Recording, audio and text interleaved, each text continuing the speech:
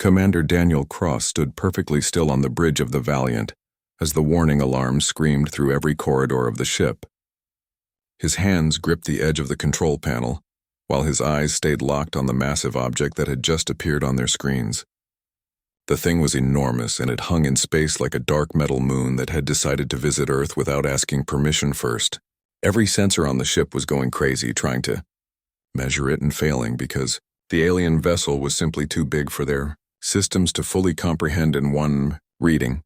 The communications officer turned toward Daniel with a face that had gone completely white. Her name was Katie Mills, and she had served with him for 6 years without ever showing real fear until this exact moment.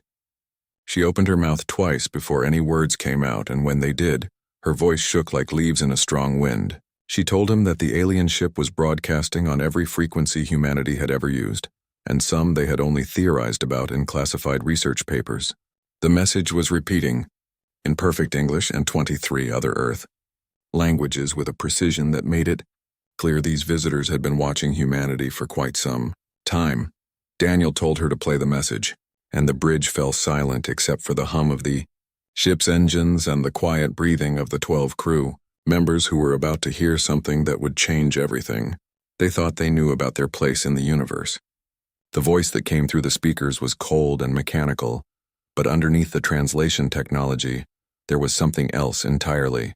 It was the sound of absolute certainty and the complete absence of doubt.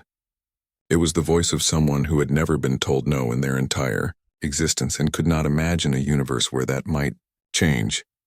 The being on the other end identified himself as High Chancellor Vorn of the Galactic Council, and he spoke the way a teacher might speak to a child who had just been caught doing something foolish and dangerous.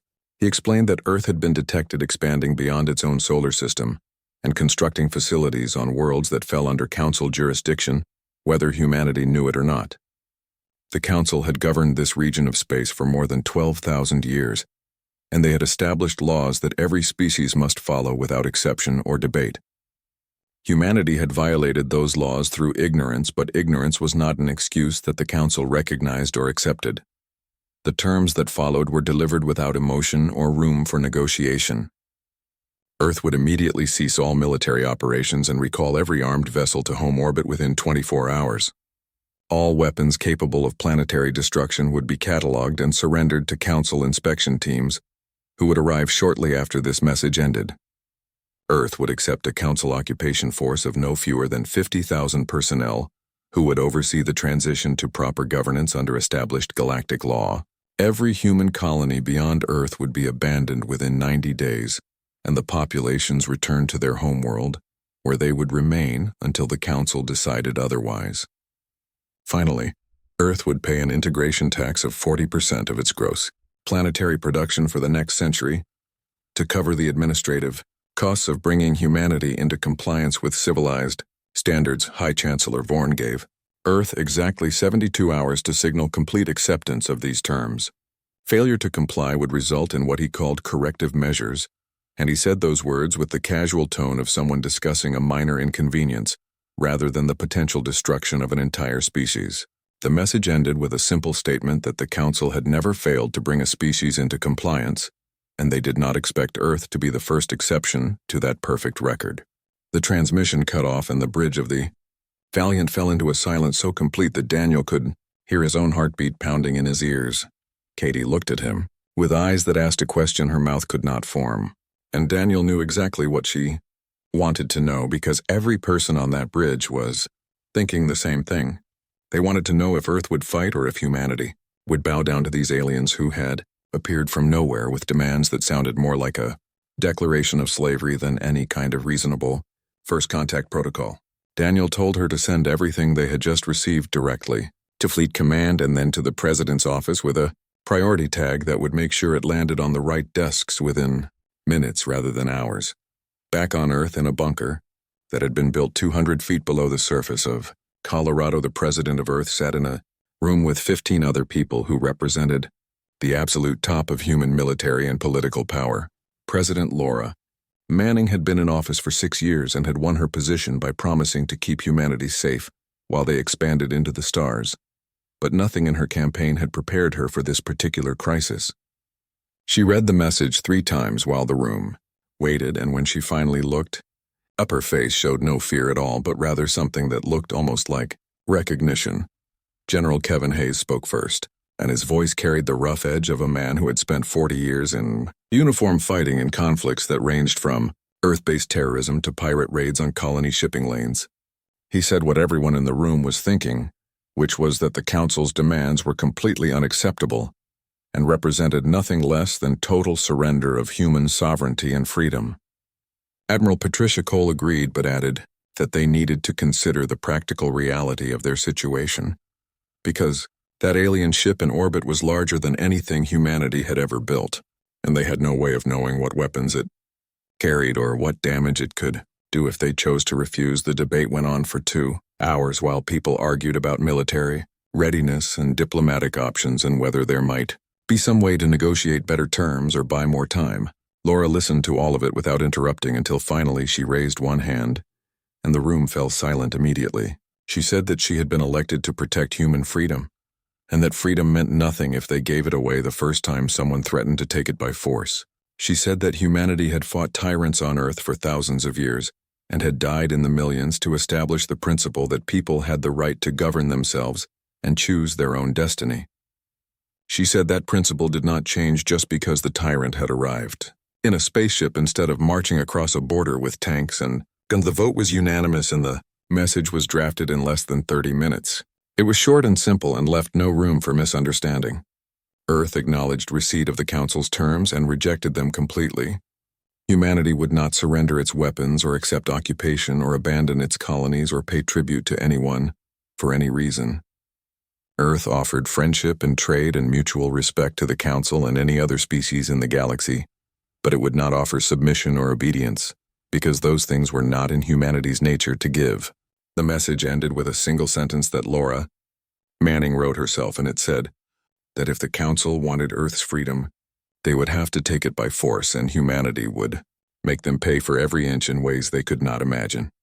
Daniel Cross received the Earth's official response, while the Valiant maintained its position near the alien dreadnought, and he read it twice before allowing himself a small smile. He ordered his crew to transmit the message directly to High Chancellor Vorn, and then he told everyone to go to combat stations because he had a feeling they were about to find out exactly how serious the Council was about enforcing their rules. The response went out across space at light speed, and somewhere on that massive alien ship, a being who had never been defied in his entire life received a message that would change the galaxy forever. Earth had spoken, and the word was no.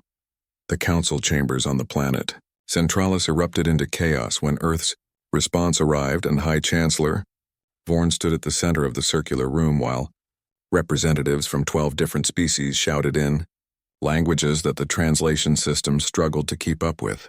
He raised all 4 of his primary arms, and the room fell into an angry silence that felt more dangerous than the shouting had been. His voice came out steady and cold when he finally spoke, and he said that in the entire recorded history of the Galactic Council, spanning more than 12,000 years, no species had ever rejected their terms of integration. Earth would learn the price of defiance, just as every other foolish civilization had learned, before they were ground into dust and forgotten by history. The vote to deploy a military response took less than 5 minutes, and it was unanimous because even the more peaceful species on the Council could not tolerate this kind of challenge to their authority. War Marshal Kethis received his orders within the hour, and he assembled a fleet of 12 warships that had been designed to crack planets open if necessary. Each ship was 3 miles long and carried enough firepower to sterilize a continent, and together they represented the kind of overwhelming force that made resistance not just futile, but completely unthinkable. The fleet departed for Earth with orders to disable all human orbital facilities and force immediate compliance through a demonstration of superior power that would break humanity's will to resist. Captain Jake Morrison had been assigned to Aurora Station for 2 years, and in that time he had never imagined he would actually have to use the weapons that surrounded his command post in a real combat situation. The station orbited Earth at a distance that gave it a perfect view of both the planet below and the vast darkness of space beyond, and right now that darkness was filled with 12 massive shapes that were moving into attack formation with the casual confidence of predators who had never met anything capable of fighting back. Jake watched them approach on his screens while his heart hammered in his chest and his hands moved across controls that he had only ever used in simulations and training exercises. The Council Fleet Commander sent one final message offering Earth a last chance to surrender before the attack began, and Jake deleted it without bothering to read past the first line because he already knew what it would say, and he already knew what his answer had to be. He opened a channel to every defense platform in the system and spoke 4 words that had been planned and rehearsed for decades by people who understood that this moment would eventually come. He said weapons-free engage targets, and then everything happened at once in a cascade of violence that lit up. The darkness like a new sun being born. Hidden weapon platforms that had been disguised as communications satellites and mining facilities and scientific research stations suddenly came online all across the solar system. Railguns that had been built in secret using technology developed specifically for this kind of fight began firing projectiles accelerated to a significant fraction of light speed. The projectiles were simple chunks of dense metal with no guidance systems or fancy technology because at the speeds they were traveling, they did not need anything except mass and velocity to punch through shields and armor like they were made of wet paper instead of advanced alloys. The Council ships detected the incoming fire and their commanders reacted with the tactical doctrine that had served them well for thousands of years against opponents who fought in predictable and honorable ways. They angled their shields and began charging their main weapons and prepared to return fire with overwhelming force, but they were already making their first fatal mistake because human tactics had been developed in the brutal School of Earth's own wars where honor meant nothing and survival meant everything. The railgun projectiles hit 3 different ships almost simultaneously, and the impacts sent shockwaves through shields that had been designed to stop energy weapons, not kinetic strikes, delivered at relativistic speeds. One Council ship lost its entire forward section when a projectile tore through the bridge and continued out the other side carrying pieces of the ship and its crew into the void. Another ship went into an uncontrolled spin when impacts destroyed its maneuvering thrusters and left it tumbling through space like a broken toy. The third ship maintained its position, but warning alarms screamed through every deck as hull breaches vented atmosphere and crew members into the vacuum while damage control teams struggled to respond to emergencies happening faster than they could track. Jake watched the chaos unfold on his screens and felt no satisfaction or joy because he understood that people were dying on those ships just like people would die on human ships before this war was over. But he also understood that Earth had not started this fight and had no choice except to finish it, or be destroyed trying. He ordered the second wave to launch, and swarms of autonomous defense drones poured out of concealed bays, all across the solar system. The drones were small and fast and carried just enough explosive power to damage critical systems if they could get close enough to matter. The Council fleet tried to adapt, but they were fighting an enemy that refused to follow the rules they expected. Human ships appeared from behind asteroids and moons using the terrain of the solar system in ways that the Council had never considered, because their battles were usually fought in open space where honor and tradition dictated proper engagement distances. The human vessels fired and then disappeared, back into cover before the Council ships could return effective fire, and each hit-and-run attack took another bite out of the fleet's capabilities and morale. Admiral Patricia Cole commanded the defense from her flagship anchored in high orbit above Earth, and she watched the tactical display with eyes that had seen combat before, but never anything on this scale. She had spent her entire career preparing for this exact scenario, and now that it was happening, she felt a strange calm settle over her, because the uncertainty was finally gone and there was only the fight that remained.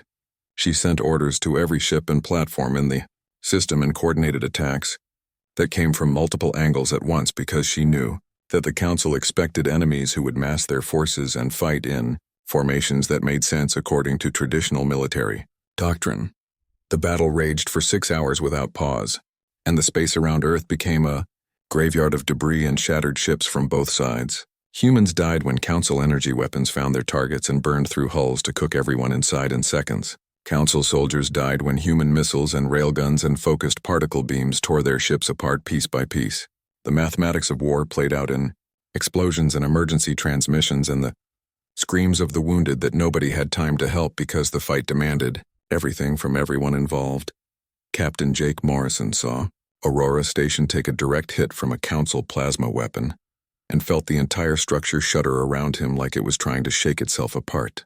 Hull breach alarms screamed, and he could hear the atmosphere venting through cracks in the outer shell, while his crew worked frantically to seal the damage before they all suffocated. He kept giving orders even as his station died around him because that was what commanders did when everything went wrong, and there was no way to fix it. He ordered his remaining weapons to concentrate fire on the Council flagship and watched as railgun rounds walked across the massive ship's hull like a giant was knocking on a door. The Council fleet commander finally realized that this battle was not going according to plan when his fourth ship exploded after taking concentrated fire from 3 different angles at once. He had expected to face primitives with crude weapons who would panic and surrender after seeing the superiority of Council technology. Instead, he faced an enemy that seemed to welcome death, as long as they could take Council ships with them, and fought with a savagery that belonged to animals, not civilized beings. He gave the order to retreat, and his remaining 8 ships turned away from Earth and jumped to faster than light speed, while human cheers echoed across every communication channel in the system. Jake Morrison slumped in his command chair when the Council ships disappeared and felt exhaustion hit him like a physical weight that made it hard to keep his eyes open. Aurora Station was dying, but his crew had survived, and that was all that mattered in this moment. He sent a simple message to Fleet Command that said enemy retreating all stations, report status, and then he closed his eyes for just a moment while the adrenaline drained out of his system and left him hollow and shaking. On Earth, President Laura Manning watched the battle reports come in and felt relief and horror mixing together in equal measure. Humanity had won its first real engagement with an alien military force, but the cost had been steep.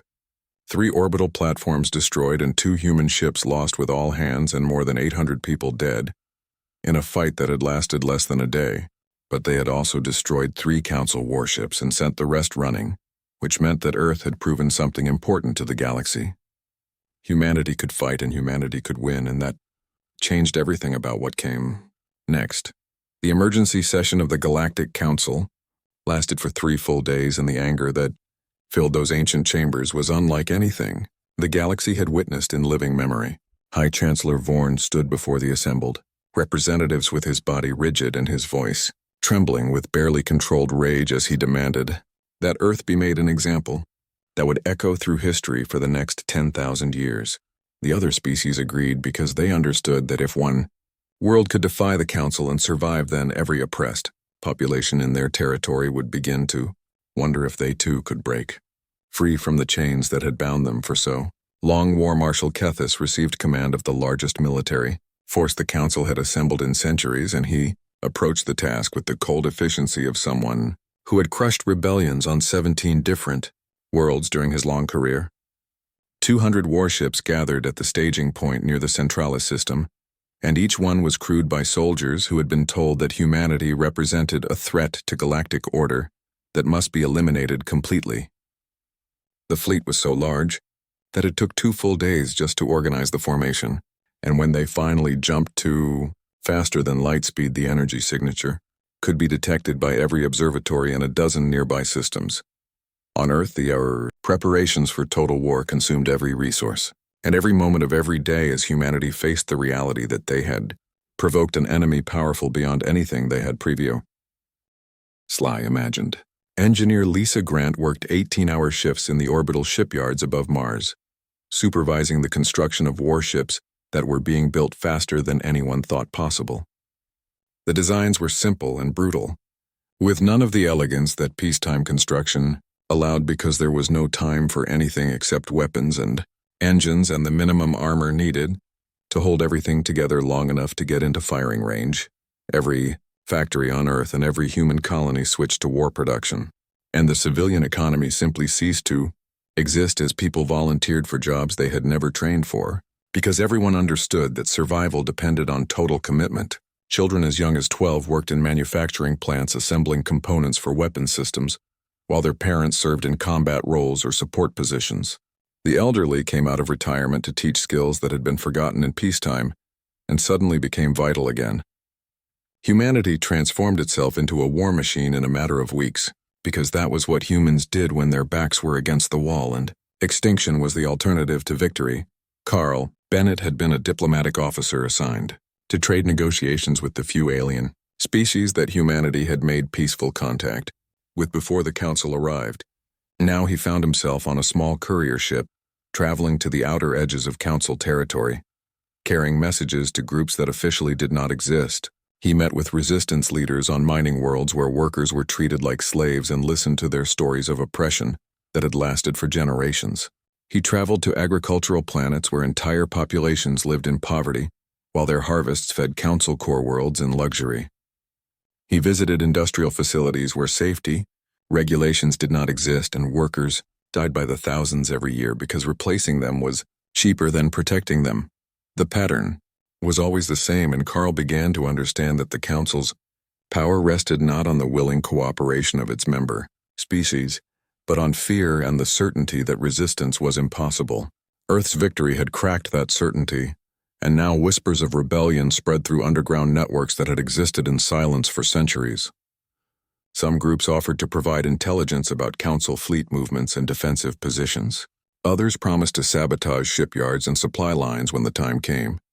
A few even pledged military support if Earth could prove that the Council could actually be defeated rather than just momentarily inconvenienced.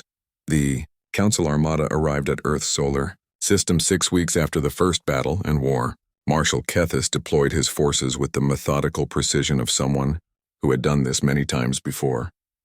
He divided his fleet into 4 groups that would attack from different vectors simultaneously and crush any defensive formations that humanity tried to establish.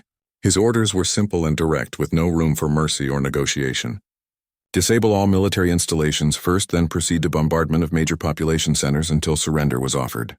If no surrender came within 72 hours, then sterilize the planet and move on to the human colonies to finish the job.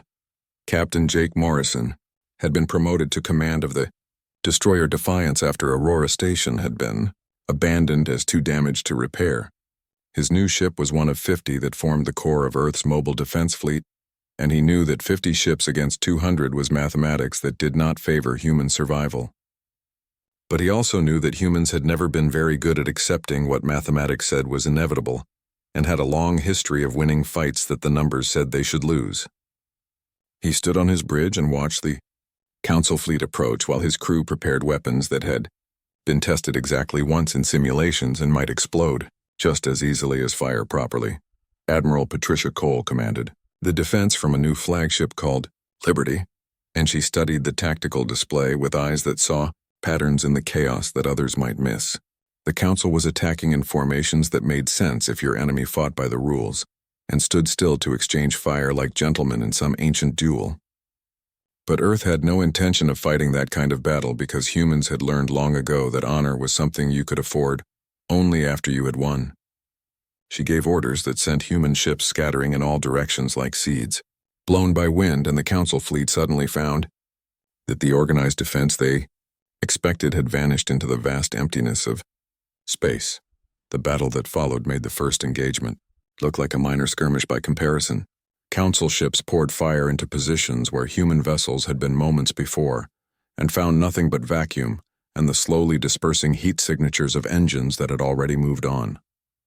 Human ships appeared from behind asteroids that they had hollowed out and turned into weapons platforms loaded with enough explosives to crack a moon in half. The asteroids accelerated toward Council formations using hidden engines, and when the enemy finally realized what was happening and tried to destroy them, it was already too late. 3 Council ships died in the first 10 minutes when asteroids detonated close enough that the shockwaves overwhelmed their shields and tore hulls apart like paper in a storm. War Marshal Kethis ordered his fleet to spread out and hunt down the human ships individually, because he believed that superior numbers and firepower would win any fight regardless of tactics. It was exactly the kind of thinking that Patricia Cole had been counting on, and she smiled grimly as she watched the Council formation break apart and expose vulnerabilities that her ships could exploit. The fighting went on for days without pause as both sides committed everything they had to a battle that would decide not just Earth's fate but the future of the entire galaxy. Human casualties mounted steadily, Because Council weapons were brutally effective when they managed to land hits, and every loss meant people who would never go home to their families. But Council casualties mounted faster because they were fighting an enemy that seemed to be everywhere and nowhere at once and refused to stand still long enough to be destroyed properly. Lisa Grant watched ships that she had helped build die on tactical displays and felt each loss like a physical blow, but she kept working because that was all anyone could do. She improved designs based on combat data that came back from the front lines and found ways to build ships even faster and arm them with weapons that were more effective. The shipyards never stopped and new vessels poured out to replace losses faster than the Council expected, because humanity had learned to be very good at mass production during its own wars. Captain Sarah Blake commanded the destroyer, defiant when it took a direct hit that killed half her crew and left the ship tumbling through space with engines that sputtered and died randomly. She could have withdrawn to fight another day, but she saw an opportunity that might never come again. The Council flagship was exposed for just a moment as it maneuvered to target another human ship, and Sarah made a decision that she knew would be her last. She ordered all remaining power diverted to engines and aimed her dying ship directly at the enemy command vessel, while her surviving crew members strapped themselves in and prepared for an impact that would kill them. All the Defiant accelerated toward the Council flagship at maximum thrust and war. Marshal Kethis finally noticed the threat when it was too late to matter. His ship's defensive weapons tracked the incoming destroyer and poured fire into it, but Sarah's vessel kept coming even as pieces of it broke away and spun off into the darkness.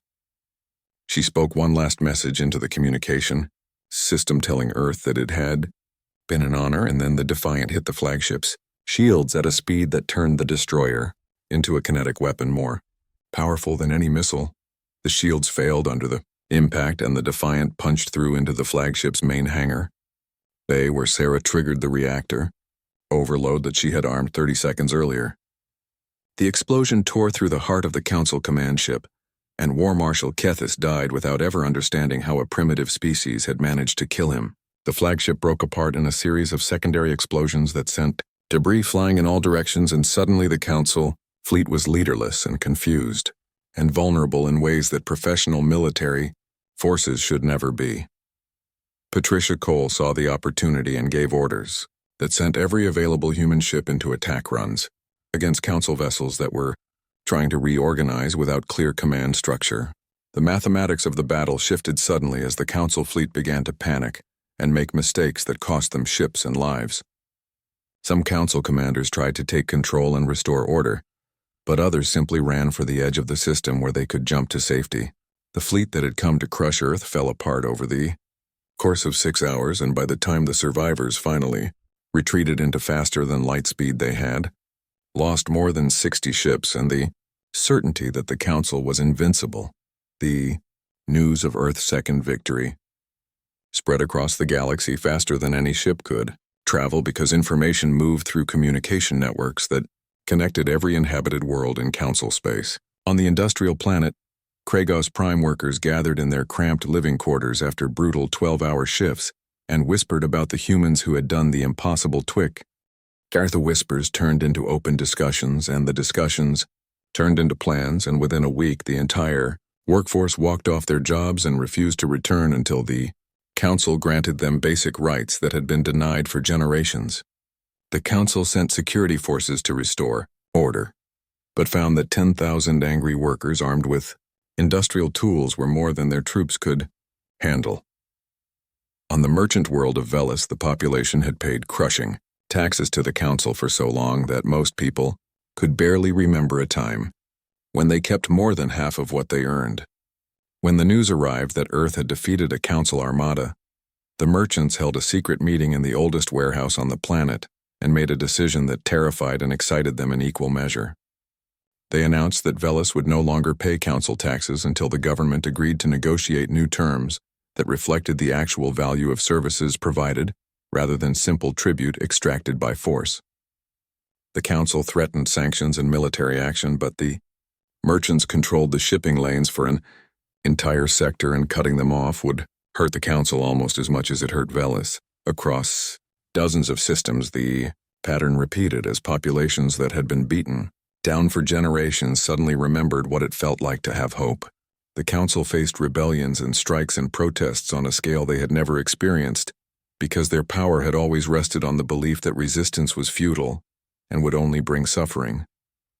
Earth had shattered that belief and shown that the council could bleed and lose and run away when faced with an enemy that refused to surrender. The cracks in the council's authority spread like fractures in glass under stress, and High Chancellor Vorn watched his empire begin to crumble while his advisors argued about how to stop it. Captain Amy Rodriguez stood on the bridge of the Earthship Horizon as it approached a meeting point deep in neutral space, where no council patrols ventured, because there was nothing worth claiming. She commanded a vessel that had been designed for exploration, not combat, but now carried diplomats and military advisors on a mission that might be more important than any battle. 6 different species had sent representatives to meet with Earth and discuss the possibility of forming an alliance against the Council. Amy knew that humanity could not fight the entire Council alone, no matter how many victories they won, because the numbers were simply too overwhelming in the long run. The meeting took place on a small moon that had no atmosphere and barely enough gravity to keep people anchored to the ground. Representatives from 6 species gathered in a habitat that had been assembled specifically for this purpose, and they looked at each other with a mixture of suspicion and desperate hope. Amy watched them through the observation window and marveled at the diversity of forms that evolution had created across the galaxy. There were beings that looked like they belonged underwater, and others that seemed more comfortable in volcanic heat.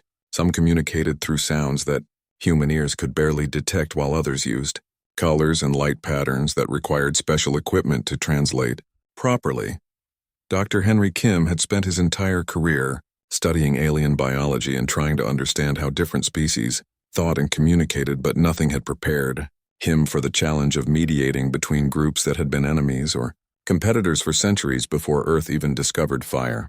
He sat at the center of the conference table and worked to find common ground between beings whose cultures and values seemed impossibly different. The Vryn representative wanted guarantees that any alliance would respect their strict honor codes. The Makara delegate insisted that medical ethics must be central to any agreement. The Torvan engineer kept interrupting to point out technical problems with every proposal that anyone suggested. Henry listened to all of it and slowly began to realize that the differences were less important than what they all shared. Every species at this table had been pushed around by the council for so long that they had forgotten what it felt like to make their own choices. Every one of them had watched their cultures and traditions get ground down by council regulations that made no sense outside the core worlds where the ruling species lived in comfort. Every representative carried stories of injustice and oppression that they had never been able to tell anyone who might actually listen and care. He started talking about Earth's history and the long struggle that humanity had fought to establish. The idea that governments existed to serve people rather than the other way around. He explained concepts like individual liberty and democratic governance and the right of every being to determine their own fate. The alien representatives listened with an attention that felt almost hungry, because these ideas resonated with something deep in their own cultures that the council had tried to suppress. The Vryn realized that honor meant nothing if it was enforced by someone else's rules. The Makara understood that medical ethics required the freedom to make choices about treatment and care. The Torvan saw that technical excellence flourished when engineers could innovate without approval from distant bureaucrats who did not understand the work. The alliance that formed over the next week was rough and imperfect and held together more by shared desperation than any deep trust between its members. They called themselves the Free Systems Coalition and agreed on principles that seemed simple, but were actually revolutionary in the context of galactic politics. Each member world would govern itself according to its own traditions and values. Decisions affecting the entire coalition would be made by representatives who had been chosen by their own populations rather than appointed by some distant authority. Military forces would be contributed voluntarily and used only for defense, against aggression, not to enforce compliance or punish.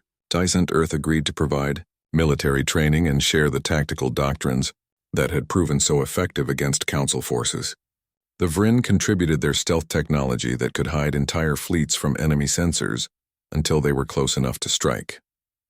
The Makara offered medical science that could treat injuries and diseases that human doctors had never encountered.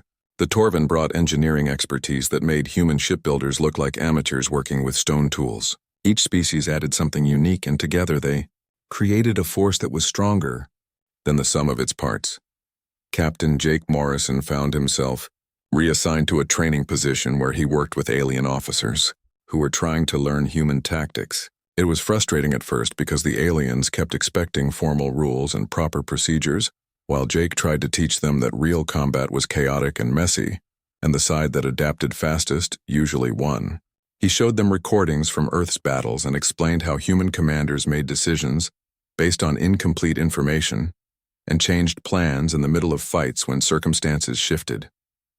The alien officers struggled with the concept at first because their own military traditions emphasized careful planning and following established doctrine. Slowly, they began to understand that human tactics worked because they embraced chaos rather than trying to eliminate it.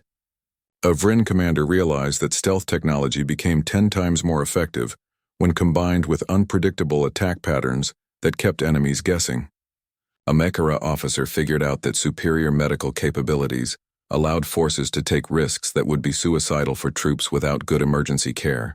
A Torvin engineer discovered that human willingness to accept equipment, failures, and work around them led to innovations that would never occur to someone who expected everything to function perfectly. The Free Systems Coalition conducted its first joint military operation against a council supply depot that supported military bases across an entire sector.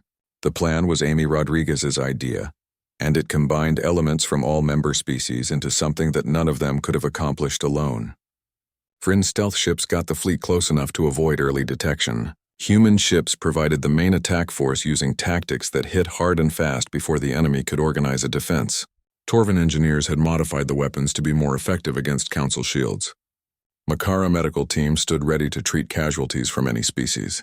The attack succeeded beyond anyone's expectations, and the supply depot was destroyed with minimal coalition losses. More importantly, the operation proved that different species could work together effectively when they shared common goals and mutual respect. Word of the victory spread quickly, and more systems began to express interest in joining the coalition. Some sent representatives to meetings while others simply stopped cooperating with council demands and waited to see what would happen. The rebellion that Earth had started was growing into something much larger than anyone had imagined possible. High Chancellor. Vorn watched reports come in about coalition victories and spreading unrest, and felt something he had not experienced in his long career. He felt doubt creeping into his certainty that the Council's authority was absolute and eternal. His advisors recommended increasing military spending and cracking down harder on dissent, but Vorn could see that traditional responses were not working against this new kind of threat. The Council had always control, led through overwhelming force and the assumption that resistance was pointless, but Earth had proven that assumption wrong, and now the entire foundation of Council power was unstable. Some Council members began to talk privately about negotiating with the coalition and finding some compromise that would preserve their positions while making enough concessions to stop the rebellions.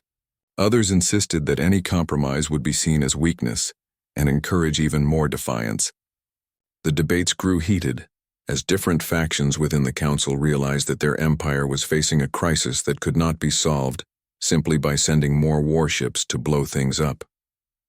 They had spent thousands of years building a system based on fear and superiority, and now they were discovering that such systems were fragile when someone finally decided to push back. Lisa Grant continued building ships on Mars, but now she also trained engineers from coalition species who wanted to learn human construction techniques.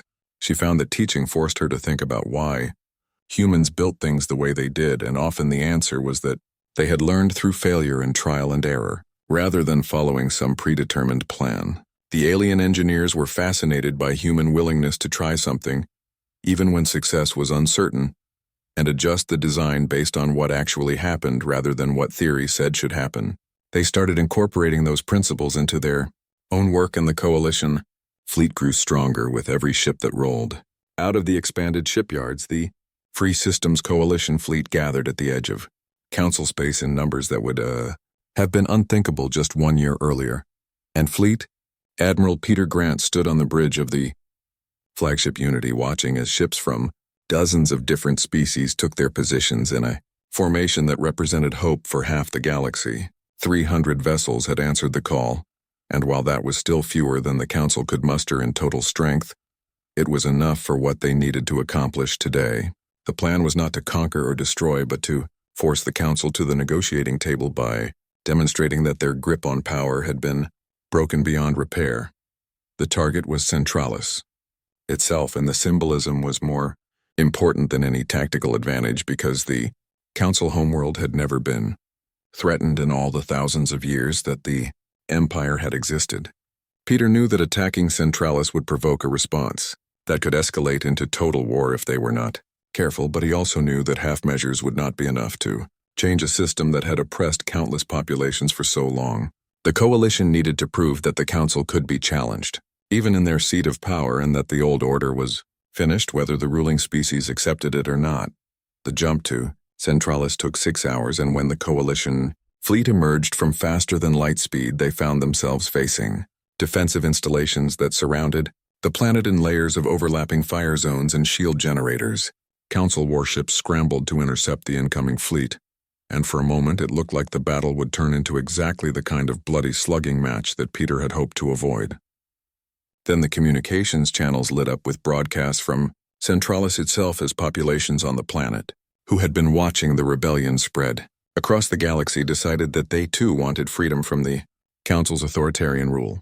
Riots broke out in the capital city and protesters stormed government buildings demanding that the Council surrender its absolute authority and allow democratic reforms.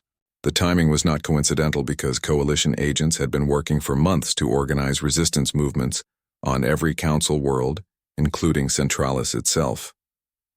The defensive fleet suddenly found itself torn between defending against the external threat and maintaining order on the planet below. Some ships moved to support ground forces trying to suppress the riots, while others maintained their positions against the Coalition fleet.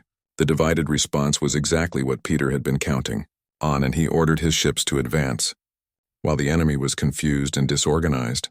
The battle that followed was fierce but shorter than anyone expected because the Council forces simply could not coordinate an effective defense, while their entire government structure was collapsing beneath them. High Chancellor Vorn watched from his command center as reports flooded in about rebellions on 17 different worlds, and military units refusing orders and civilian populations demanding change.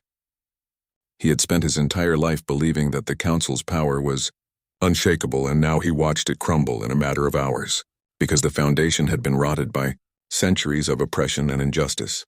Commander Daniel Cross led a squadron of human destroyers in a careful dance through the defensive installations around Centralis, and marveled at how much had changed since he stood on the Valiant and received the Council's first ultimatum. Back then, humanity had been alone and facing an enemy that seemed invincible. Now he fought alongside allies from across the galaxy, and the enemy was running out of options and time. His weapons stayed ready, but he found himself hoping that the Council would see reason and surrender before more people had to die, for a system that everyone except the rulers could see was broken beyond saving. The message came through, after 8 hours of fighting, that had cost lives on both sides but had not resolved anything except to prove that the Coalition could fight the Council to a year standstill even at the heart of their territory. High Chancellor Vorn requested negotiations and offered a ceasefire if the Coalition would pull back to a neutral position and discuss terms. Peter Grant consulted with the Coalition Leadership Council, and they agreed to the ceasefire because this was what they had come to achieve. The fighting stopped and both fleets moved to positions where they could watch each other without immediate threat, while diplomats prepared for talks that would determine the future of galactic civilization. The negotiations took place on a neutral station that had been constructed specifically for this purpose, in orbit around a moon halfway between the fleet positions. Daniel Cross attended as one of Earth's representatives, and he sat across a table from Council officials, who looked at him with a mixture of hatred and grudging respect.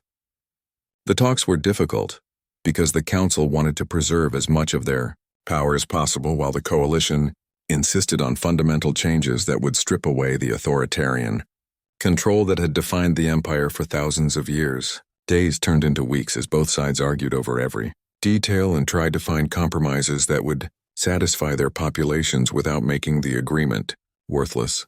Dr. Henry Kim worked behind the scenes to help bridge the cultural gaps between species that had been enemies for so long, and he discovered that healing those wounds would take generations no matter what agreement they reached. Some council species genuinely believed that their rule had been beneficial and could not understand why others wanted freedom from their guidance. Some coalition species wanted revenge for centuries of oppression and had to be talked down from demands that would simply reverse the injustice rather than end it. Henry spent long nights mediating disputes and helping people see that they could build something new instead of just tearing down the old system and replacing it with something equally broken. The final agreement took 3 months to negotiate, and it represented a complete transformation of galactic politics, even though it left many people on both sides unsatisfied. The Galactic Council would dissolve as an authoritarian government and be replaced by a democratic galactic assembly, where every member world had equal representation and voting power. No species could impose its will on another through military force or economic coercion. Each world would govern itself according to its own traditions and values, as long as those traditions did not include enslaving or oppressing others. Disputes between worlds would be resolved through arbitration and negotiation, rather than military action. The agreement included provisions for transitional justice that would address past wrongs without descending into cycles of revenge that would never end. Not all council species accepted the new order peacefully, and some chose to fight on rather than give up their privileged positions. Small wars continued for years in sectors where hardline factions refused to accept that their empire was finished. The coalition had to maintain military forces to defend against these holdouts and to protect newly liberated worlds from those who wanted to restore the old system. Captain Jake Morrison found himself commanding peacekeeping operations that were frustrating and dangerous because the enemy was not a unified force but scattered groups using terrorism and guerrilla tactics to destabilize the transition. But slowly and painfully, the galaxy began to transform into something that resembled the ideals that humanity had fought for from the beginning.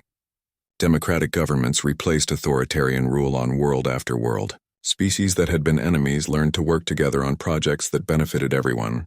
Trade networks expanded as barriers came down, and populations that had been isolated could finally interact freely. The process was messy and imperfect, and there were setbacks that made people wonder if the whole thing would collapse back into tyranny. 5 years after the final battle at Centralis President, Laura Manning traveled to Unity Station for the official dedication ceremony of the facility that would serve as the permanent home of the Galactic Assembly. She was old now and tired from a decade of war and rebuilding, but she wanted to see this moment that represented everything humanity had sacrificed to achieve. The station was enormous and beautiful in a way that celebrated the diversity of the species that had built it together. Architecture from hundreds of different cultures blended into something that was greater than any single tradition. Laura stood in the observation deck and watched as delegates from more than 200 worlds gathered for the first session of the assembly, where every voice would be heard and every vote would count equally. She thought about all the people who had died to make this moment possible and wondered if they would think the cost had been worth it. She thought about Captain Sarah Blake, who had sacrificed herself and her crew to break the Council fleet. She thought about the thousands of soldiers and civilians who had died in battles across the galaxy. She thought about the children who had grown up in war and would now have a chance to know peace. Commander Daniel Cross stood beside her, and they watched the ceremony in silence for a long time before Laura finally spoke. She said that the hard part was just beginning, because building a true, democratic civilization across hundreds of worlds with thousands of different cultures and values would take more work than winning the war had required. Daniel agreed, but pointed out that at least now they had the chance to try.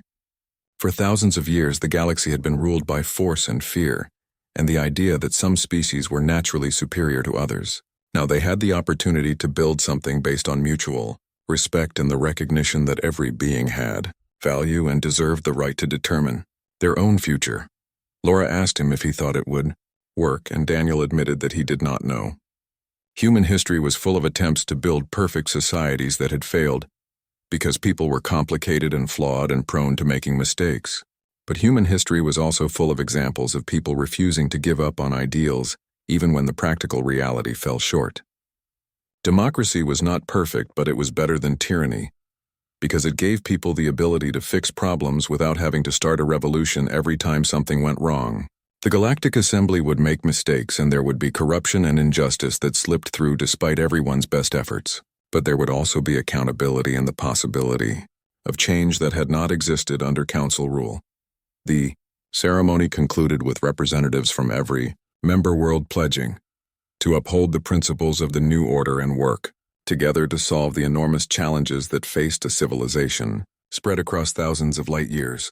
Laura watched and felt tears running down her face because she knew that humanity had changed the galaxy in ways that would echo for generations. Earth had not sought to rule or dominate, but simply refused to be ruled or dominated by others.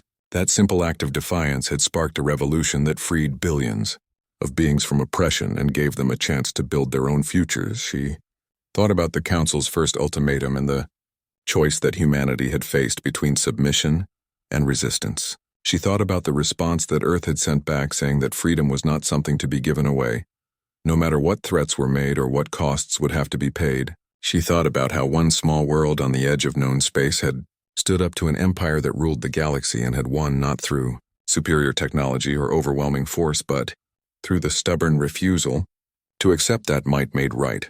The galaxy would never be the same, and Laura Manning smiled despite her tears, because she knew that humanity had done something truly important. They had proven that freedom was possible even against impossible odds, and that conviction mattered more than power when it came to determining what kind of universe people wanted to live in. The Galactic Council had thought they ruled everything, but Earth had replied with a message that would never be forgotten. Some things were worth fighting for, no matter what the cost, and freedom was at the top of that list.